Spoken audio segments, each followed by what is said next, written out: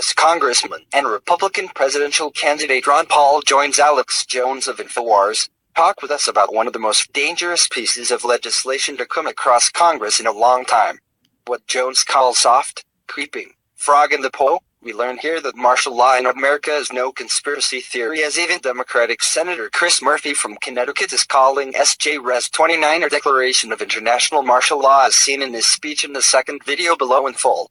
With a global economy now in free fall and even stores in the U.S. beginning to feel the hit, as shared in this news story from SHTF-PLAN's Jeremiah Johnson, who tells us about store inventory levels being reduced nationwide. The warning to stock up now while we still can rings out loud and true, especially with talk of martial law now in the air and within U.S. Congress. Senator Murphy's warning to America should not go unheeded, and Ron Paul completely backs up his warning and goes beyond what Murphy has told us as outlined below. Quotes, "This resolution is a total rewrite of the War Powers Clause of the Constitution. Let's be clear about that," Democrat Senator Chris Murphy said on the Senate floor last week in regards to S.J. Res. 29, a bill purporting to give the sitting U.S. president the power to declare war on ISIS. "It is essentially a declaration of international martial law," Murphy said. "A sweeping transfer of military power to the president that will allow him or her to send U.S. troops almost anywhere in the world for any reason with absolutely no limitations," Senator Murphy described, adding that Article I, Section 8, Clause 11 of the Constitution vests in Congress the responsibility to declare war. While the ink is still wet on this resolution, it's safe to say that this resolution is the wrong way to authorize war against ISIS, Murphy said. "The language of this resolution is dangerous, and it is unprecedented. The American people certainly don't want Congress to hand over the power to the president to send our troops into any country anywhere in the world for almost any reason. And that's what this resolution would do." With Senator Lindsey Graham among the four co-sponsors of this bill, Ron Paul warned on his own website that if this open-ended war authorization is passed, the U.S. Constitution will have become all but a dead letter.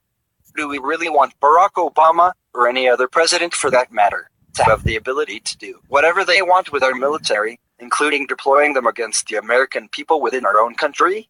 From Ron Paul.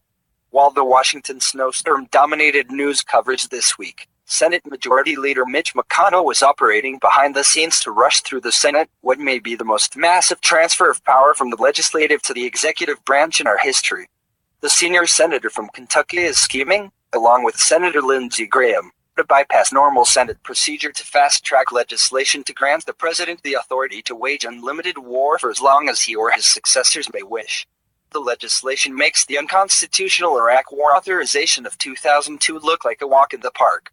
It will allow this president and future presidents to wage war against ISIS without restrictions on time, geographic scope, or the use of ground troops. It is a completely open-ended authorization for the president to use the military as he wishes for as long as he or she wishes. Even President Obama has expressed concern over how willing Congress is to hand him unlimited power to wage war. The purpose of the legislative branch of our government is to restrict the executive branch's power.